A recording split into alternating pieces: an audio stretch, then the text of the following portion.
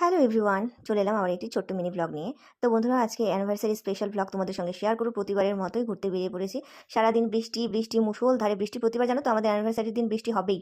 তো যাই হোক, ওয়েট করতে করতে করতে বৃষ্টির মানে কমবে কমবে করতে করতে সেই সন্ধ্যাবেলা আমরা বেরোলাম। তো কোথায় যাচ্ছি চলো দেখাই। মালদায় একটা নতুন প্লেসেই যাবো আজকে, চলো আমাদের সঙ্গে তোমরাও। যে জায়গায় আমি কখনোই যাইনি, ফার্স্ট যাচ্ছি। অর্পণা ভাবি বললো চলো আজকে একটা খুব সুন্দর জায়গায় নিয়ে যাবো। তো আমরা চলে এলাম মালদায় বিএম গ্র্যান্ডে।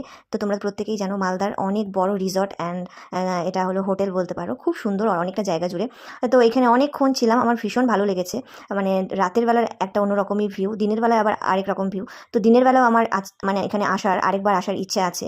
তো আমি আসবো, আসলে অবশ্যই তোমাদের সঙ্গে শেয়ার করবো। এটা রাতের ভিউ তোমাদের দেখালাম। খুব মানে শান্তশিষ্ট একটা পরিবেশ। এখানে সুইমিং, যারা যারা মানে স্নান করবে বলে সিদ্ধান্ত করছে, দুপুরে যারা আসে বা এখানে থেকে কিছুদিন থাকবে বলে সিদ্ধান্ত করছে, বা বাইরে থেকে যারা আসছে এখানে থাকবে বলে 1-2 দিন, তো তাদের জন্য বেস্ট। তো আমাদের বাড়ি এখানেই, তো আমাদের থাকার কোনো ব্যাপার নেই। আমরা গিয়েছিলাম, ঘুরলাম।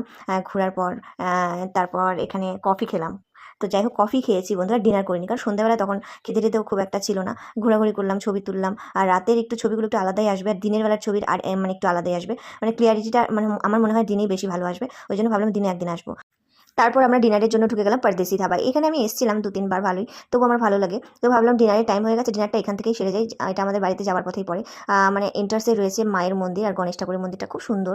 তারপরে আমরা খেতে চলে এলাম। আজকে ভিড় খুব একটা নেই, এখন শ্রাবণ মাস চলছে, তো ওই অনেকেই দেখবে নিরামিষটা বেশি খায়, আর অনেকেই ধামে ঠামে যাবে। তো যাই হোক, আমরা নিরিবিলি খালি খালিতেই মানে খেয়েছি।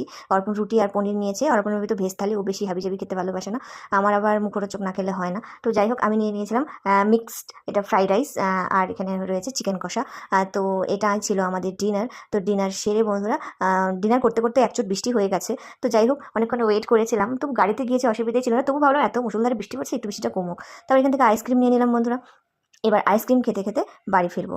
তো যাই হোক, এবার গিফটের পালায়। তো গিফটটা বন্ধুরা আমি আগের দিনই নিয়ে এসেছি, অর্পণা বাপি আমি গিয়েছিলাম আনতে। তো অর্পণা বাপি এবার আমাকে গিফট কী দিল চলো দেখাই। একটা নেক পিস নিয়েছি একদম লাইট ওয়েটের মধ্যে। মানে দেখবে এগুলো জিনিস সব জায়গায় তুমি পরে যেতে পারবে। আর ভারীগুলো তো এমনিতেই পরা যায় না, লকারেই থাকে, এটাকেও লকারেই রেখে দেবো, কারণ আমি একা থাকি, ঘরে রাখাই যাবে না। তো যাই হোক, নেক পিস নিয়েছি। আর কানেরগুলো দেখাতে তোমাদের ভুলে গিয়েছিলাম। তো যাই হোক, অন্য এক সময় দেখিয়ে দেবো। আর এই যে সেটটা দেখতে পাচ্ছি, এটা ফ্রি গিফট ছিল। তো আমরা ঢাকাতে এসেছিলাম, আমাদের গাজলে ঢাকাতে। তো ঢাকা থেকেই নিয়েছি, দা ঢাকা। তো যাই হোক, এখান থেকে আমরা নিয়ে এবার বাড়ি ফিরবো। বাড়ি থেকে ভালোভাবে নেক পিসটা তোমাদের দেখাচ্ছি, আর ইয়ারিংটা দেখাতেই ভুলে গেছি। তো যাই হোক, অন্য সময় দেখে নিও। তো এই যে হচ্ছে নেক পিসটার ডিজাইন, খুব সুন্দর হয়েছে। আর ডিজাইনটাও ভীষণ ইউনিক। আর এইগুলো বললাম না, সব কিছুতে তুমি পরতে পারবে, কোনো অসুবিধাই নেই। মানে হেভিগুলো যেমন সব জায়গায় পরে যাওয়া যায় না।